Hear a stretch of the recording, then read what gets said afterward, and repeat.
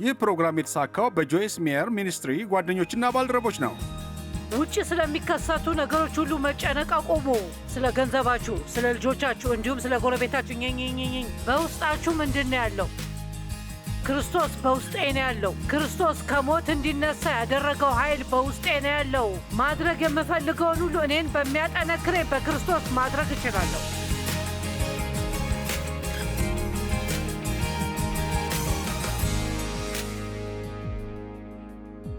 ያው ከትላንት ማታ ጀምሮ የተከታታይ ፕሮግራም ላይ ስሰራ ነበር። ቁጭ በሉ፣ ተነሱ፣ ተራመዱና ሩጡ ይባላል። ቁጭ በሉና የእግዚአብሔርን ሰላም አገኙ። ተነሱና የምትፈልጉትን እስክታገኙ ድረስ በእምነት ጠንክራችሁ ቁሙ። ጠላትን በመቃወም ቁሙ፣ ምክንያቱም እርሱ ይጠላችኋል።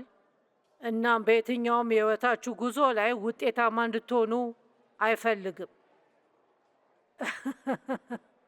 ከእግዚአብሔር ጋር ተራመዱ። ወደ ዓለም ውጡና ተግብሩ። እዚህ ቤተ ክርስቲያን ውስጥ የተማራችሁትን ነገሮች ሁሉ ዝም ብለን ቤተ ክርስቲያን መሄድ ብቻ ዋጋ የለውም። ከዛ ወጥተን ቤተ ክርስቲያን ደርሶ እንደማያውቅ ሰው መሆን የለብንም። እንደዚህ የሚል ጥሩ ጽሑፍ አለ። እኛ የክርስቶስ አምባሳደሮች ነን። ግን አዲሱን ትርጉም እወደዋለሁ። እንዲህ ይላል፣ እኛ የክርስቶስ እንደራሴዎች ነን። እስቲ ስለዚህ አስቡ። እናንተ የክርስቶስ እንደራሴዎች ናችሁ። ከዛን እንዲህ ብሎ ይቀጥላል፣ እግዚአብሔርም በእኛ አማካኝነት ጥሪውን ያቀርባል። እንዴት ያለ ኃላፊነት ነው! እንዴት ያለ መታደል ነው!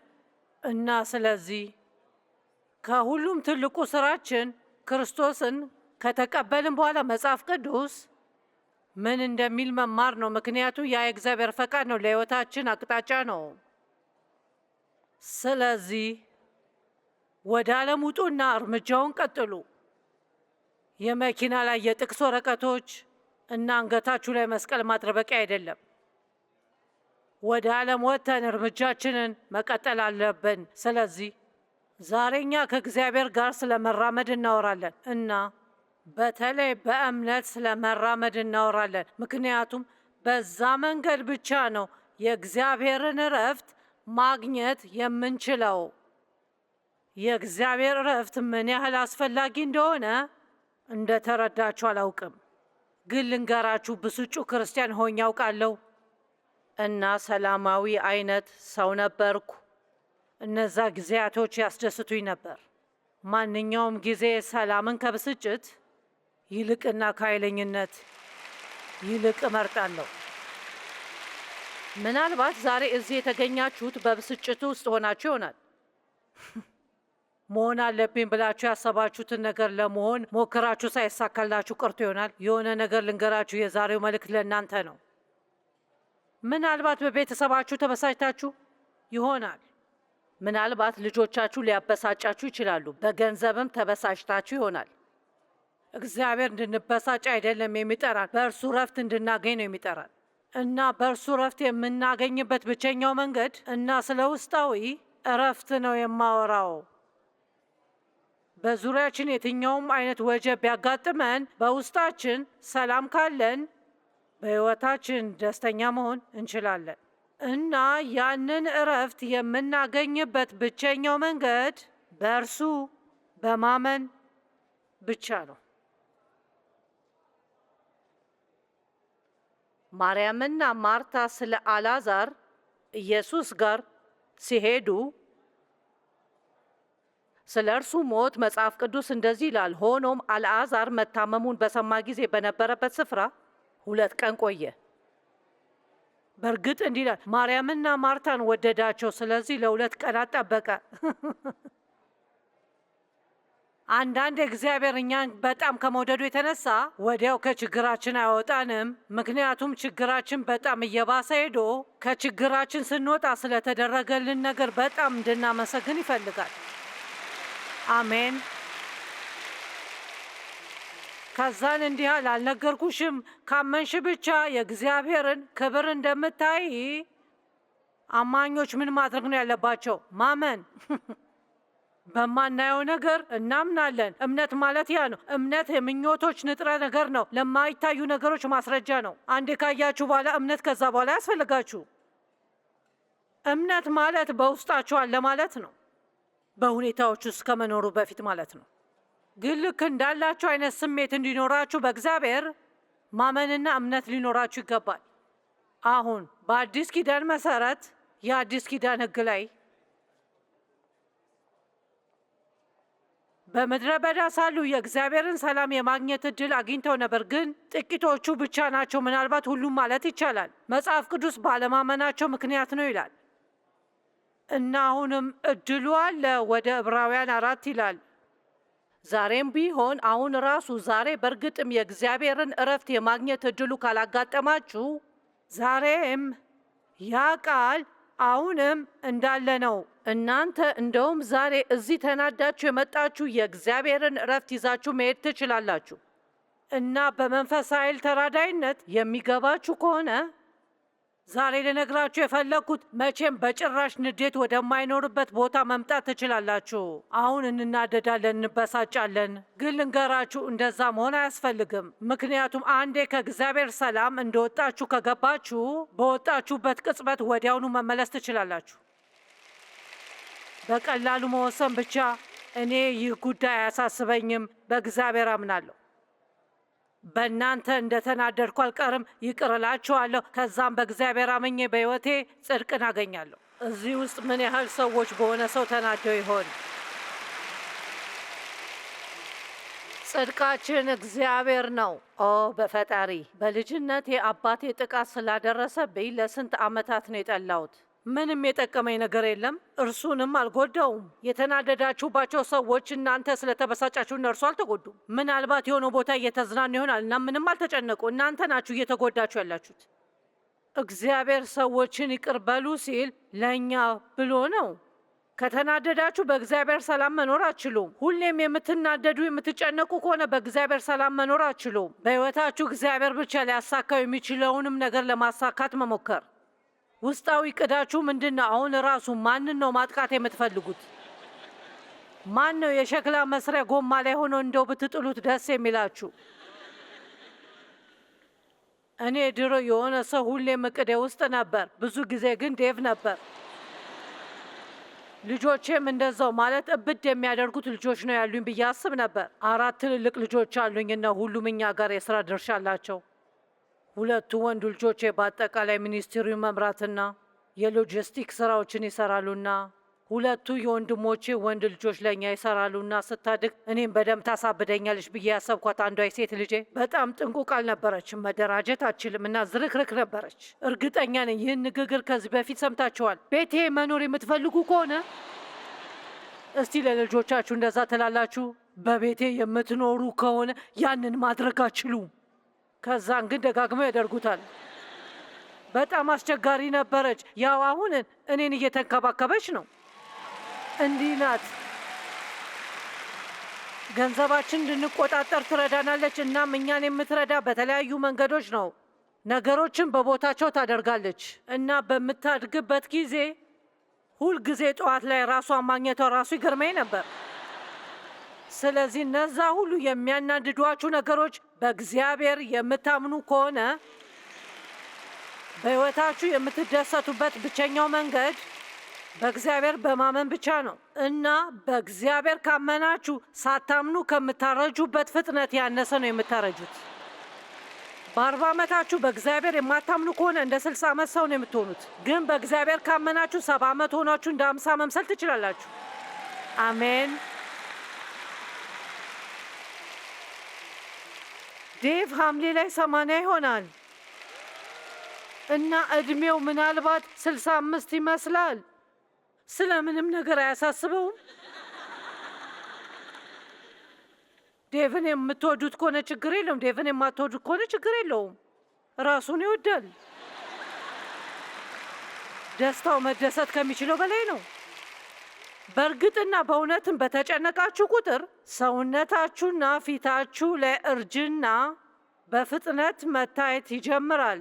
እጸልያለሁ በዛሬው ቀን የሆነ ሰው ብዙ የሆኑ ሰዎች ከዚህ ወጥታችሁ ይህ ነገር ገብቷችሁ ከዛን እንድትሉ ገብቶኛል። ከዚህ በኋላ ሕይወቴን በብስጭት አልኖርም። አሳዛኝ በመሆንም ሆነ በመናደድ የእግዚአብሔር ሰላም ወዳለበት እሄዳለሁ።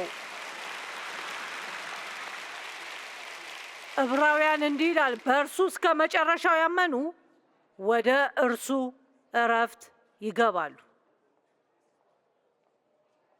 በብሉይ ኪዳን ግን ሊቀ ካህኑ ወደ ቅዱስ ቅዱሳን ሲገባ ለሕዝቡ ኃጢአተ ስርየት ሊያደርግ በዓመት አንዴ ሲገባ እንዲህም ማድረግ ነበረበት፣ ኃጢአተ ስርየትም ማድረግ ነበረበት። ከዛን ትንሽዬ ደውሎችና ሮማኖች የልብሱ ጫፍ ላይ ተሰፍተዋል። ያ የሆነበት ምክንያት ነበረው። ምክንያቱም ኪዳኑ በጊዜው የነበረው የሥራ ኪዳን ነበር እና ስለዚህ እና ኃጢአታቸውን ለመሰረየት ቅዱሰ ቅዱሳን ውስጥ እነዛን ሁሉ ስርዓቶች ሲያደርግ ታውቃላችሁ። ደም ሲረጭና እንደሱ አይነት የተለያዩ ነገሮችን ሲያደርግ እነዛ ሁሉ ልዩ የመታጠቢያ ስርዓቶች ውጭ ላይ ያሉ ሰዎች በሙሉ ታች ልብሱ ላይ ያሉት ደውሎች ሲያንቃጭሉ ይሰማሉ። ቁርጭምጭሚቱ ላይ የታሰረ ገመድ ነበር። ይህንን እየፈጠርኩ አይደለም፣ ይህ እውነት ነው። ቁርጭምጭሚቱ ላይ የታሰረ ገመድ ነበር እና ውጭ ላይ ያሉት ሰዎች የገመዱን አንደኛ ጫፍ ይይዙት ነበር እና ደውሎቹ ማንቃጨል ካቆሙ ስህተት እንደሰራ ያውቃሉ፣ እንዲሁም እንደሞተ እና ከዛ በኋላ ወደ ውስጥ መግባት አይችሉም። ሊቀ ካህኑ ብቻ ነው ውስጥ መግባት የሚችሉ፣ ለዛው በዓመት አንዴ ብቻ። ስለዚህ ጎትተው ያውጡታል። ቅድስተ ቅዱሳን ውስጥ ወንበር አልነበረም። በብሉይ ኪዳን ጊዜ የማረፊያ ቦታ አልነበረም፣ ምክንያቱም ሁሉም ነገር ስራ ነበር። ይገርማል ኢየሱስ ለእኛ ያደረገልን ነገር። አምላኬ ይቅር በለን። ለአይሁዶች እንዴት ያለ ጥሩ ዜና ነበር! ተፈጸመ ሲላቸው እዛ መስቀል ላይ አልቋል፣ ተፈጽሟል። ከመልእክቶቼ አንዱ ክርስትና የሚጀምረው በአድርጉ ሳይሆን በተደርጓል ነው። በክርስቶስ ማን እንደሆንን ማወቅ አለብን። አዳም ምድር ላይ ለመጀመሪያ ጊዜ ሲመጣ የሥራ ቀን አልነበረም፣ የእረፍት ቀን ነበር። በስድስተኛው ቀን ነው የተፈጠረው እና ሰባተኛው ቀን የእረፍት ቀን ነበር። እግዚአብሔር ሰባተኛውን ቀን ባረከና በዛ ቀን አረፈ። ስለዚህ አዳም በእረፍት መጀመሩ የሚደነቅ ነገር ነው። በስራ አይደለም የጀመረው። ያንን ልናስተውል ይገባናል። እግዚአብሔር ራሳችን እንድንቀይር፣ በደንብ ለፍተን እንድንሰራ፣ በጣም ጥሩ እንድንሆን አልጠራንም። ከእርሱ ጋር ግንኙነት እንዲኖረን ነው የሚፈልገው እና ከዛን ትክክለኛውን ነገር የማድረግ ፍላጎት ከእርሱ ጋር ካለን ብዙ ግንኙነት ይመጣል። ጥሩ ለመሆን በጣም ስለ ጣርን ብቻ አይደለም የሚመጣው፣ ወይም ራሳችን ለመቀየር በጣም ስለ ጣርን አይደለም። ያው ክርስቶስ ሊቀ ካህናችን ነው እና መቼም ኃጢአት ስለማይሰራ የኃጢአት ስርየት ማድረግ አይጠበቅበትም። ነገር ግን በሰው መልክ ነው ወደ ምድር የመጣው። ስለዚህ የእኛን ሕይወት ይረዳል። ዕብራውያን 4 እንዲህ ይላል፣ በድካማችን የማይራራልን ሊቀ ካህን የለምና፣ ነገር ግን እንደኛ በማንኛውም ነገር የተፈተነ ሊቀ ካህን አለን። ይሁን እንጂ ምንም ኃጢአት አልሰራም። ስለዚህ የምናልፋቸውን እያንዳንዱ ፈተና ያውቃል። የምናደርጋቸውን ነገሮች ሁሉ አሳልፏል፣ ነገር ግን ኃጢአትን አልሰራም። ስለዚህ የመጨረሻውን መስዋዕት ከፈለ እና መጽሐፍ ቅዱስ እንደዚህ ይላል፣ ወደ ሰማይ አረገ፣ ይህንን ስሙ፣ ተቀመጠ። እና መጽሐፍ ቅዱስ ውስጥ ብዙ ቦታ ላይ ለምን ተቀመጠ እንደሚል መገረም ጀመርኩ። ዙፋን ላይ ለተቀመጠው ለእርሱ ያ ስለ እኛ ከሚያወራው በላይ ስለ አይሁድ ሕዝቦች ብዙ ይናገራል። ነገር ግን አልገባቸውም። ዛሬ ለእናንተ እንደዚህ ብዬ ላስረዳችሁ እችላለሁ። በብሉይ ኪዳን ጊዜ የቅዱስ ቅዱሳን ውስጥ ወንበር አልነበረም። ለእርሱ የማረፊያ ቦታ አልነበረም። በጭራሽ ማረፊያ የለም። አሁን ግን ክርስቶስ ተቀምጧል።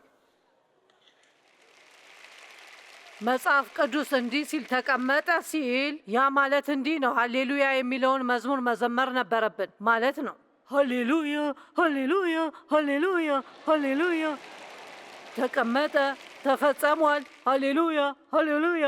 ክርስቲያን በመሆኔ መደሰት እጀምራለሁ።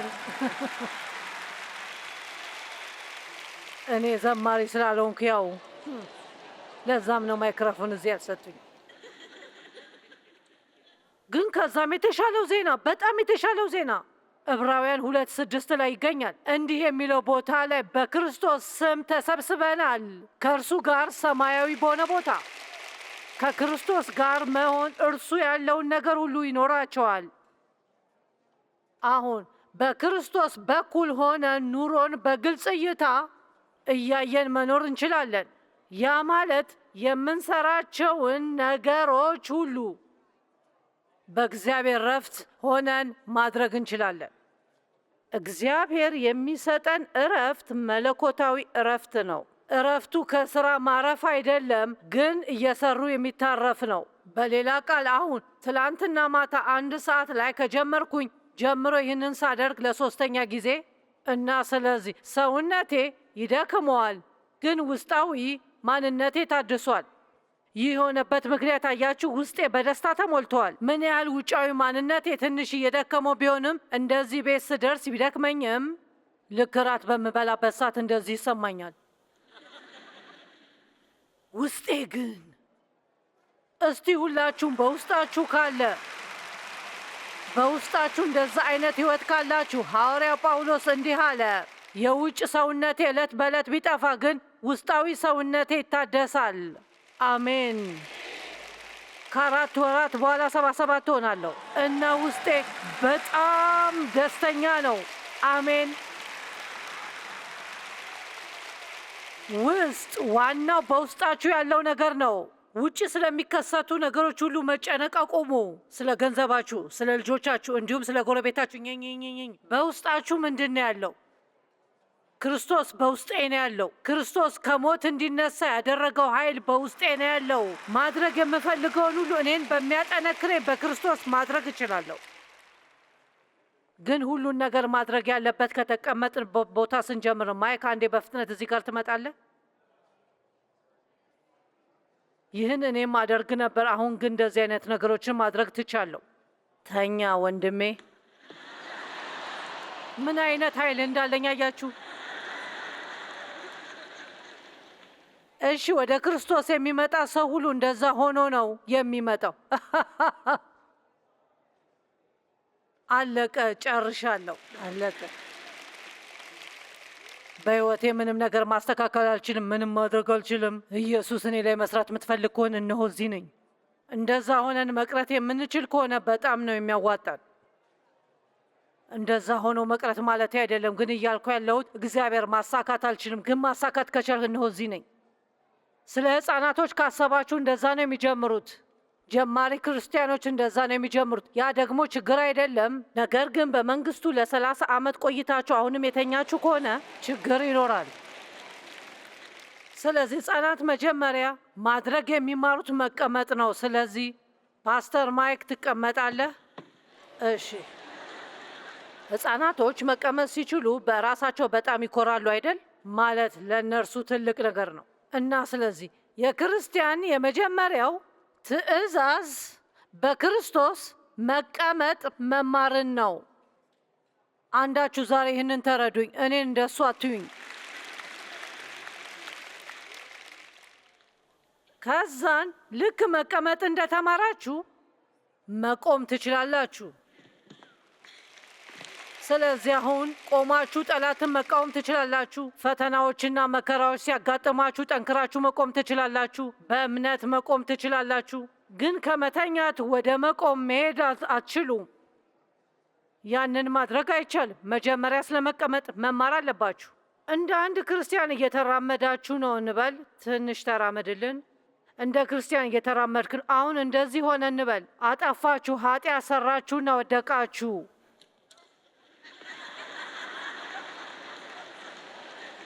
እሺ አሁን ምን መሰላችሁ?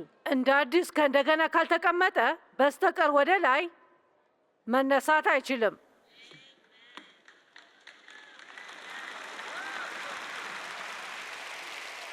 እስቲ ይህ ገባችሁ? ስለዚህ ይህ ማለት ስታጠፉና ኃጢአት ስትሰሩ ከእንደገና ተነስታችሁ ከእግዚአብሔር ጋር መራመድ ከመጀመራችሁ በፊት ከእንደገና ወደ እግዚአብሔር እረፍት መመለስ ይኖርባቸዋል። እስቲ በሉ እስቲ በሉ በሉ። ያ ማለት ሁሌ በራሳችሁ እየተናደዳችሁ አትቅሩ፣ ምክንያቱም እናንተ የክርስትና ፍጹም ምሳሌ አይደላችሁም። እሺ፣ መራመድ ጀምር። አሁን ሩጫን ሩጥ ወንድሜ። እሺ፣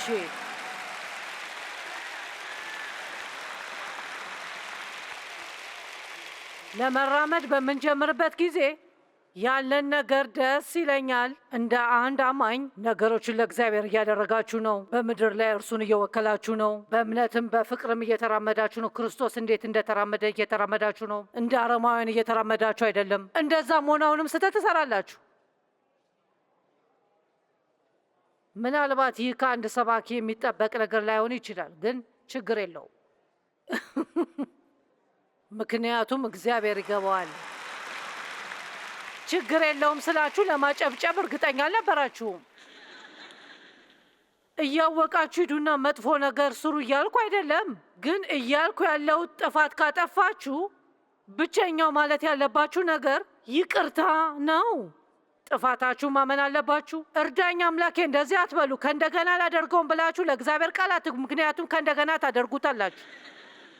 በዛ ነገር ጊዜያችሁ ራሱ አታቃጥሉ። እንደው ይህንን ይቅር ካልከኝ ከእንደገና ላለማጥፋት ቃል ገባለሁ። አዎ ታደርጉታላችሁ። እንዲህ ብቻ በሉ፣ አምላኬ እባክህ ይቅር በለኝ እና ከእንደገና ላለማጥፋት እጸልያለሁ። ምናልባት ደግሞ ይሆናል። ተመስገን አምላኬ ስለወደድከኝና እስከ መጨረሻው ከእኔ ጋር ስለሆንክ። አያችሁ፣ እግዚአብሔር በእናንተ መቼም ተስፋ አይቆርጥም። እኛ በእግዚአብሔር ደስተኞች ነን። ያ ምን ማለት እንደሆነ ታውቃላችሁ? መቼም ኃጢአት እንዳልሰራን ሆነን ነው የተሰራ ነው። ሁሌ በራሳችሁ በመናደዳችሁ እኔ ሰልችቶኛል፣ አብቅቷል። ከዚህ በኋላ ይብቃችሁ። ኢየሱስ የመጨረሻውን መስዋዕት አቅርቧል። ከዚህ በኋላ ሌላ አስፈላጊ መስዋዕት የለም።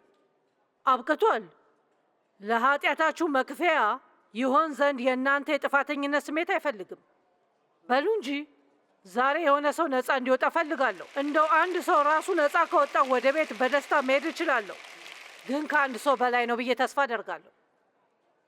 ስለዚህ የሆነ ክስተት ትዝ አለኝ፣ በግልጽ ትዝ አለኝ።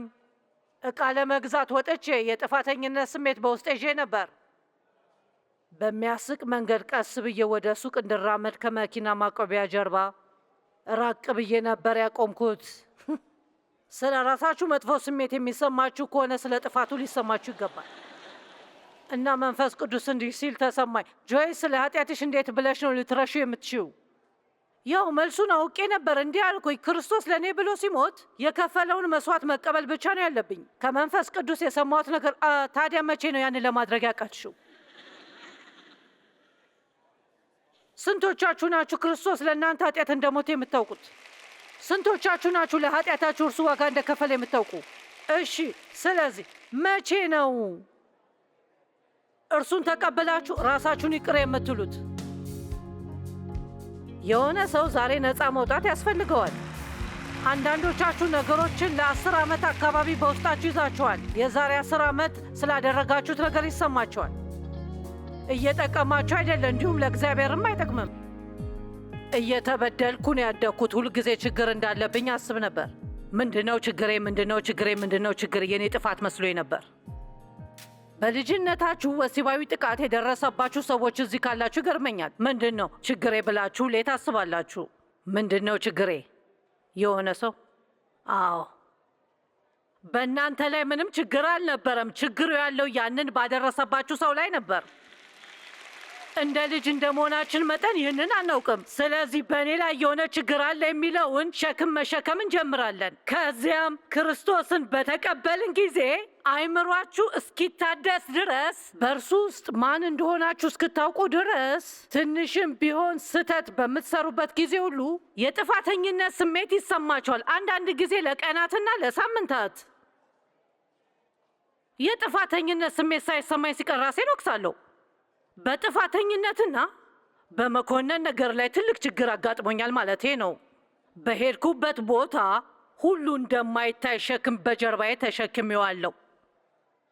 ቃሉን ለማስተማርና በሕይወቴ ላይ የእግዚአብሔርን ጥሪ ለመከተል ሞከርኩ። ለዚያም በጣም ታግያለሁ። ስንቶቻችሁ በጥፋተኝነትና በመኮነን የምትታገሉት? አልፈልግም፣ አላደርግም ማየት ፈልጋለሁ። አሁንም ለረዥም ጊዜ የሚያምናችሁ ሁሉ መጽሐፍ ቅዱስ ግን ማንም ቢኖር ይላል በክርስቶስ እርሱ አዲስ ፍጥረት ነው፣ አሮጌው ነገር አልፏል፣ ሁሉም ነገር አዲስ ሆነ።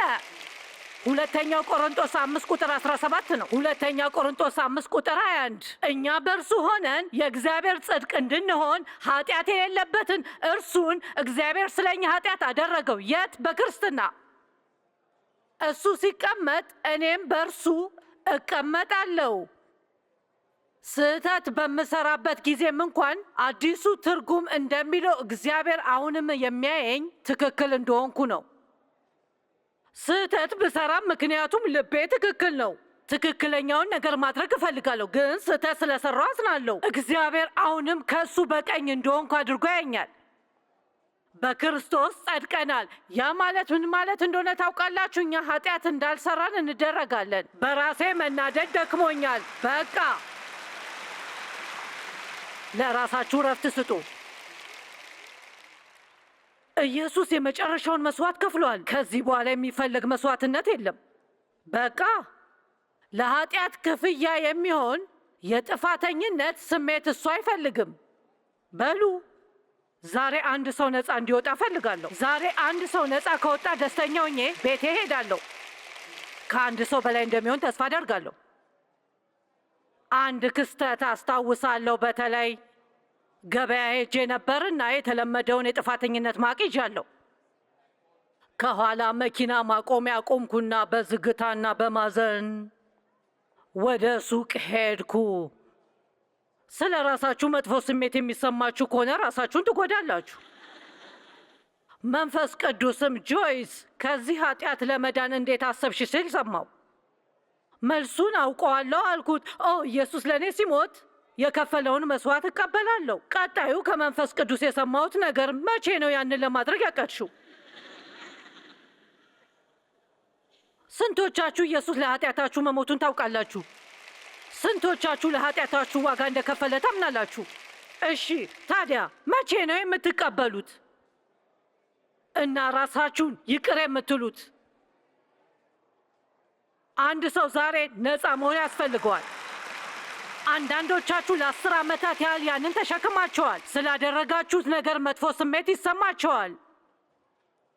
አንተንም እግዚአብሔርንም አይጠቅምም። አሜን። ምን እንዳለኝ ታውቃላችሁ? ጆይ እስካላስቸገርኩስ፣ ብዙ ችግር እስካላስገባሽ አሁን ሄደሽ መስዋዕቴን ትቀበያለሽ? ምክንያቱም እኔ አንቺን እፈልግሻለሁ። እናም በዚህ ሁኔታ አንቺ ለእኔ ጥሩ አይደለሽም።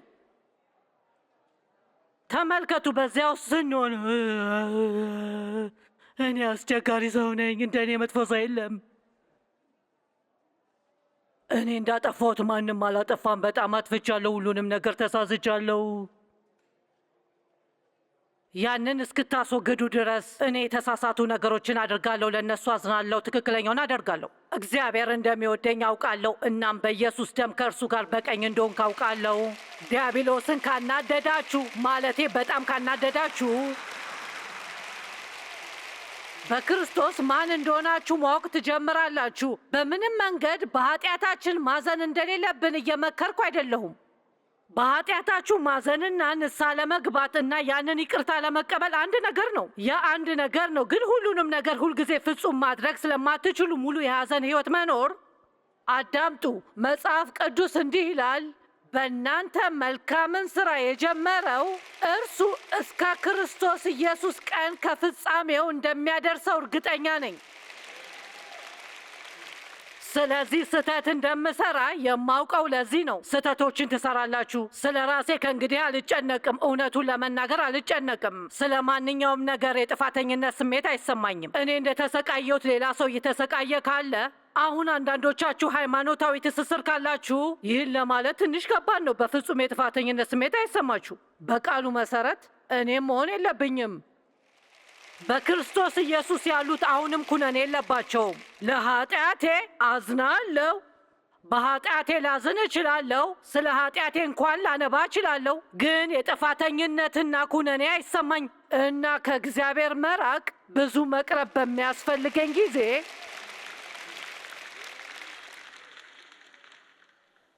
ታውቃላችሁ፣ ይህንን መናገር አልፈልግም።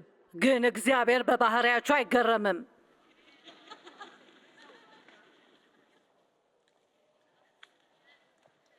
መጽሐፍ ቅዱሳችን ከመስራታችን በፊት ልናደርገው የምንፈልገውን ሁሉ እንደሚያውቅ ይናገራል። ለኤርምያስ ምን ነገረው? በማኅፀን ሳልሰራህ አወቅኩህ፣ አውቅሃለሁ። እግዚአብሔር አውቃችኋለሁ ሲላችሁ ስማችሁን ያውቃል ማለት አይደለም፣ እናንተን ያውቃችኋል።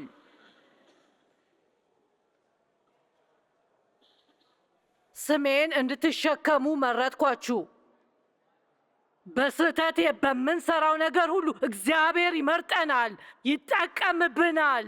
መጽሐፉ እንደሚለው ይህንን የሚያደርግበት ምክንያት፣ ነገር ግን እግዚአብሔር ጥበበኞችን ያሳፍር ዘንድ የዓለምን ሞኝ ነገር መረጠ። ይህ የሚደንቅ ነው።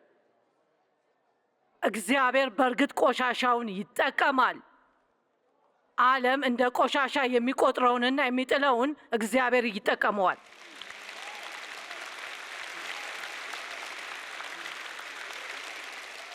እኔ የማደርገውን እያደረግኩ መሆኔ ምን ያህል አስደናቂ እንደሆነ አልገባችሁም? ማለቴ ለ15 ዓመታት መበደል፣ ማንም አይፈልገኝም ብዬ ስላሰብኩ መጀመሪያ የመጣውን ወንድ አገባው። ሌላ 5 ዓመት ስቃይ ነበር። ኮሌጅ መማር እፈልግ ነበር፣ ግን ከአባቴ ቤት ለመውጣት ስለፈለኩ መሄድ አልቻልኩም። ራሴን መንከባከብ እንድችል ስራ አግኝቼ መውጣት ፈልጌ ነበር። ከዛ ማንም ሰው እንደገና ሊገፋኝ አይችልም። አስተማሪዎቼ መጽሐፍ ተሰጥኦ እንዳለኝ ተገንዝበው የጋዜጠኝነት ስኮላርሽፕ ለማግኘት እንድሞክር በጣም ፈለጉ። ምን እንደሆነ ታውቃላችሁ? ያንን ትምህርት ለመማር አልሄድኩም፣ ግን 130 መጽሐፍት ጽፌያለሁ።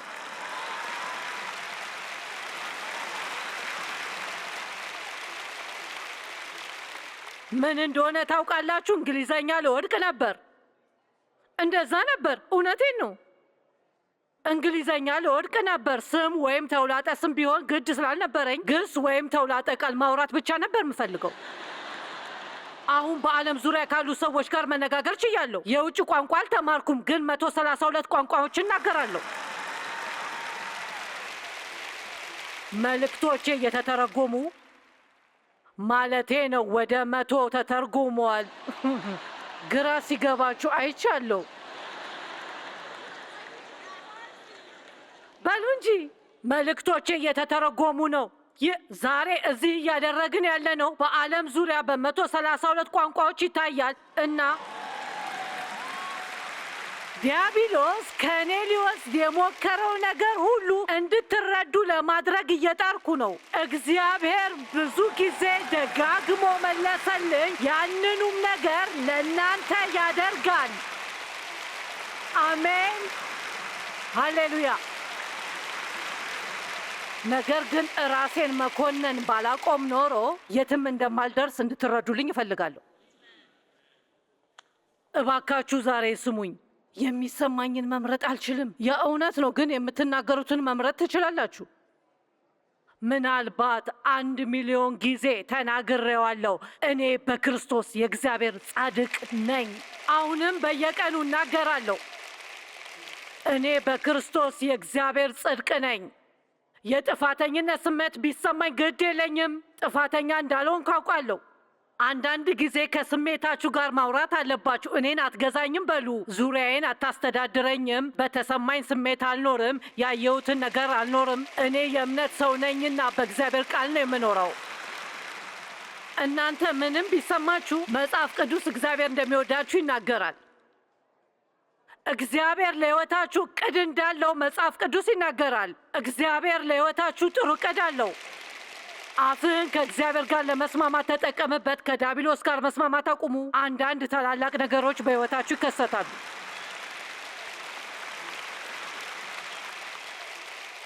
በእግዚአብሔር ከማረፍ ጀምሮ ሁሉንም ነገር ማድረግ በጣም ጥሩ ነው። በእግዚአብሔር እንዴት ማረፍ እንደምትችል እስክትማር ድረስ በማንኛውም የሕይወታችሁ ክፍል አታርፍም። አዎ የሚል ከኋላ አካባቢ ሰምቻለሁ። ስንቶቻችሁ ራሳችሁን የማትወዱ ሰዎች እዚህ ትኖሩ ይሆን? ማንነቴን አልወደውም ነበር። የሚጮህና ጎርናና ድምፅ እንዳለኝ አስብ ነበር። ድምፄን አልወደውም ነበር።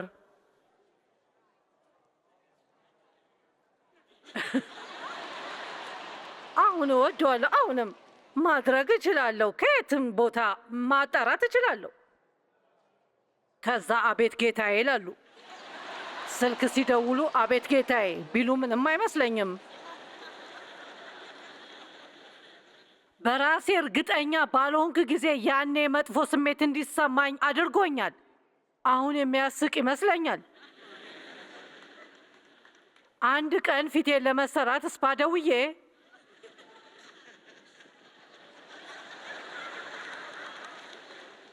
ልጅቷ ፊቶ ላይ ጸጉር አለ አለችኝ።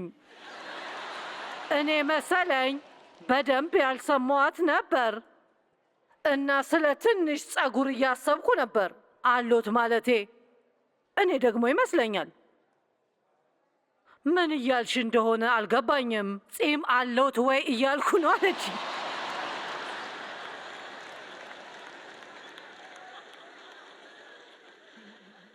እንደዚህ ባሉ ነገሮች ላይ ስትስቅ ጥሩ አይደለምን?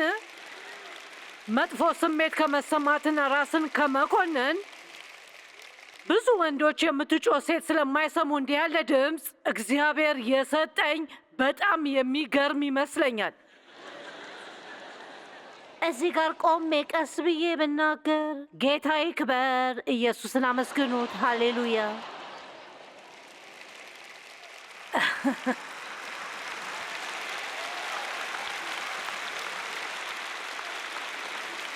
ኃይለኛ ድምፅ አለኝ። አንዳንድ ነገሮች አሉኝ ማለቴ ነው። በቺካጎ ንግግር ላደርግ በሄድኩበት ቤተ ክርስቲያን በፓርኪንግ ውስጥ አቁመን ከዛ ባለሞተር ልጁ መጣ ከጎናችን ከትልቅ ሃርሊ ሆግ ጋር መጣ። ጸጉር መያዣና ጺም አለው። ሌዘሩን አድርጓል።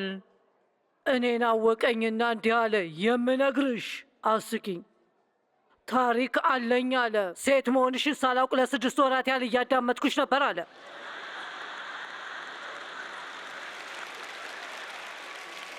ሬዲዮ ላይ ያለው ነበር። እንዲህም አለ፣ አንድም ሴት ምንም ስትነግረኝ ሰምቼ አላውቅም ነበር፣ ግን ሴት መሆንሽን ባወቅኩ ጊዜ ሕይወቴ በጣም ተለውጧል። ይህን ልክደው አልችልም።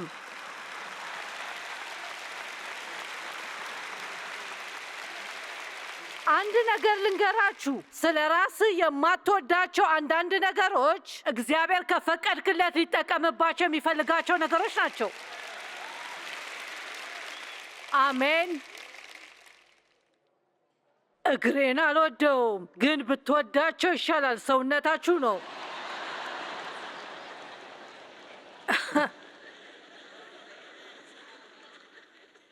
አሁን ወስኛለሁ። ከእንግዲህ ከራሴ ጋር አልጣለም። እግዚአብሔር ሊቀይረው የፈለገው ሊቀይረኝ፣ እሱ ስላለልኝ ደስተኛ ነኝ። እግዚአብሔር ያውቃል፣ ልብህን ያውቃል፣ ልቤን ያውቀዋል፣ እንደምወደው ያውቃል። ሁሉንም ነገር ፍጹም በሆነ መንገድ በማድረግና ልክ ኢየሱስ እንዳደረገው በመጓዝ በጣም ደስተኛ ነኝ። ስህተት አልሰራም። ይህን ታውቃላችሁ። ያ እንደማይሆን አውቄ ነበር፣ ምክንያቱም ያን ያህል ጥሩ ከሆንኩ እግዚአብሔር ሊጠቀምብኝ እስከማይችል ድረስ በራሴ ኮራለሁ።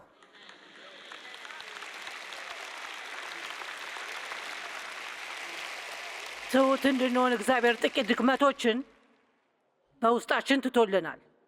እስካሁን የመልእክቴን አንድ ቃል አልሰበኩም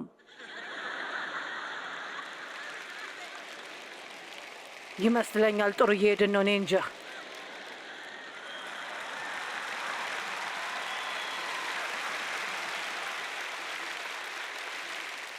ከራሳችሁ ጋር ያደረጋችሁትን ጦርነት እንድታቆሙ ብቻ ነው የምፈልገው። ዲያብሎስ ተመልሶ ሊመጣ እንደማይሞክር እንዳታስቡ፣ ምክንያቱም ይመጣል። በክርስቶስ በክርስቶስ በክርስቶስ በክርስቶስ በሁሉ ነገር ዋጋ የለንም። በክርስቶስ ሙሉ ነን፣ በራሳችን ግን ምንም ነን። እግዚአብሔር በአንተ በኩል ታላቅና ኃያል ነገሮችን ማድረግ እንደሚችል እስክታስታውስ ድረስ። ምናልባት ወደ ኋላ ተመልሰን ከደቂቃ በኋላ ጥቂት ተጨማሪ ቃሉን እናካፍላለን። ወደ እግዚአብሔር እረፍት ስለ ራሳችሁ መግባት ከፈለጋችሁ እንድትቆሙ ፈልጋለሁ። እኔ ጸልይላችኋለሁ።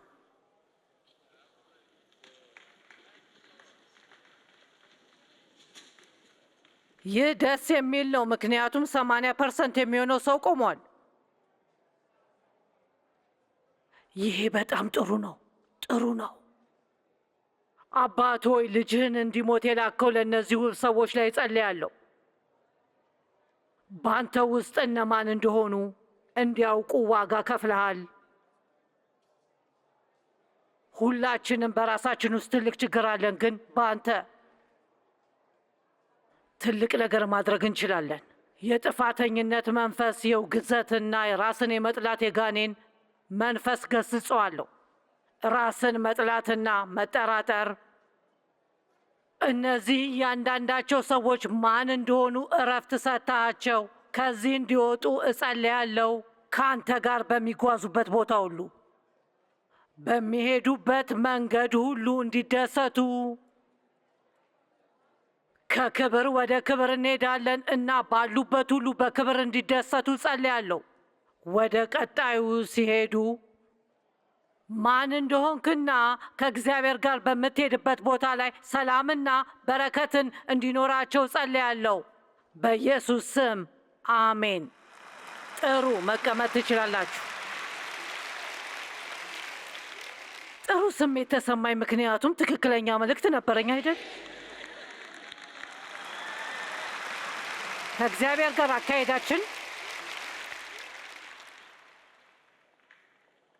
መቀመጥ፣ መቆም፣ ትራመዳላችሁ። በመጨረሻ ሩጫው መሮጥ ትችላላችሁ። አሜን። አሁን ሩጫዬን እየሮጥኩ ነው፣ ግን እንዴት መቀመጥ እንዳለብኝ ካላወቅ ይህን ማድረግ አልችልም። በክርስቶስ እንዴት መቀመጥ እንደሚቻል መጽሐፍ ቅዱስ ስለ አካሄዳችን ምን ይነግረናል? በእምነት ተጓዙ። ሁለተኛ ቆሮንቶስ 5:7 የምንኖረው በእምነት ነው። ሰውን ከእግዚአብሔር ጋር ያለውን ግንኙነትና መለኮታዊ ነገሮችን በማክበር ወይም በመቀበል ሕይወታችንን እንመራለን፣ ራሳችንን እንቆጣጠራለን። በእምነት እንጂ በማየት አንኖርም። ስለ እምነት የበለጠ ለመናገር አስቤ ነበር፣ ግን ያን ያህል እንደምደርስ አላውቅም። በፍቅር ነው የምንኖረው። እኔ እስከማውቀው ድረስ እነዚያ የመጀመሪያዎቹ ሁለት ነገሮች ከሁሉ በጣም አስፈላጊ ናቸው። ሐዋርያው እንኳን ከመላእክት በአንዱ ተመልሶ እንዲህ ብሏል፣ እዚህ የምናገረው ነገሮች ሁሉ ዓላማ በእምነትና በፍቅር እንድትኖሩ ለማድረግ ነው።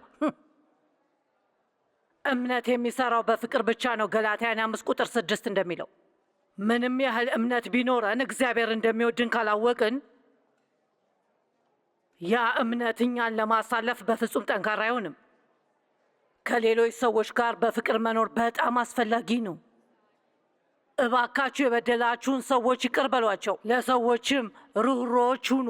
ለሰዎችም መልካም ሁኑ። የሰዎችን መልካምነት እመኑ። የተቸገሩ ሰዎችን እርዱ። ሕይወታችሁን ለመባረክ ከመጸለይ ይልቅ ሕይወታችሁን በበረከት ሥራ አሳልፉት።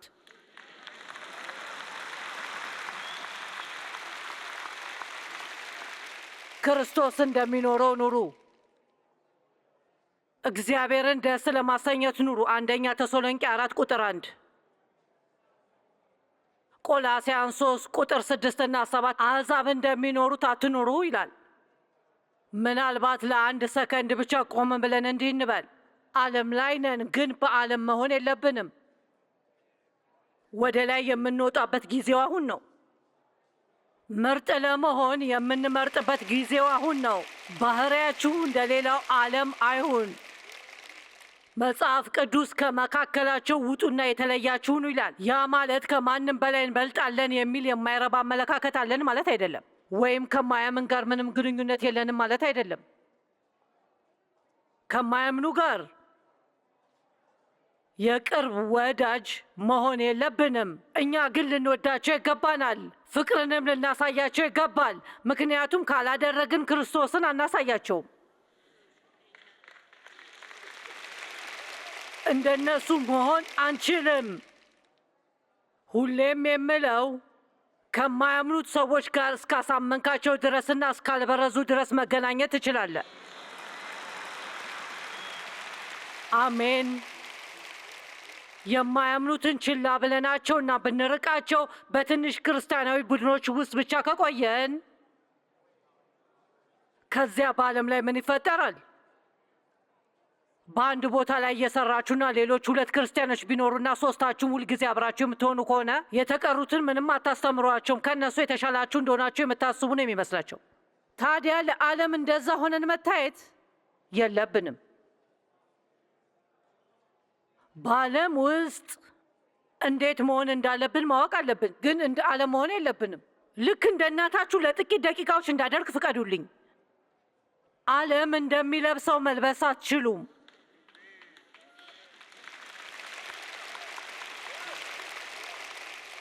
ለአንድ ደቂቃ ያህል እዚህ ግልጽ መሆን እችላለሁ? ሴቶች የእናንተን ማየት የለብንም። መናገር ጀመርኩ፣ ግን አይሆንም። ቀሚሳችሁ በጣም አጭር መሆን አያስፈልገውም። ስትቀመጡ ሁሉንም ነገር ከስር ይታያል። ሱሪያችሁ በጣም ጥብቅ ማለት አያስፈልገውም። እዛ ምን እንዳለ መገመት አያስፈልገኝም። ይቅርታ፣ ግን አንዳንድ ሰዎች እንዴት እንደሚለብሱ ሊነገራቸው ይገባል።